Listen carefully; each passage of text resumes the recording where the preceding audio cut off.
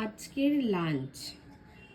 লাঞ্চে আছে বাঙালিদের সব থেকে প্রিয় খাদ্য, যেটা হচ্ছে বাঙালিদের সব থেকে কমফোর্টেবল ফুড। সেটা হচ্ছে গোবিন্দভোগ চালের ফেনা ভাত, যেটা আমার ভীষণই ভালো লাগে, অনেক দিন পর খাচ্ছি। তার সঙ্গে আছে হাফ বয়েলড এগ আর আলু সিদ্ধ, আর আছে অনেকগুলো কাঁচা লঙ্কা, কারণ আমি ঝাল ঝাল খেতে ভালোবাসি। আর এই ঘিটা দেখছো, এই ঘিটা আমি লাস্ট ইয়ার 2024-এ যখন আমি নেপাল গেছিলাম ঘুরতে, তখন ইন্দো নেপাল বর্ডারে আমি ছিলাম একটা হোমস্টেতে। তো ওখানকার দাদা এই ঘিটা বানিয়ে আমাদের দিয়েছিল। বিশ্বাস করবে না, এত ভালো ঘিটা।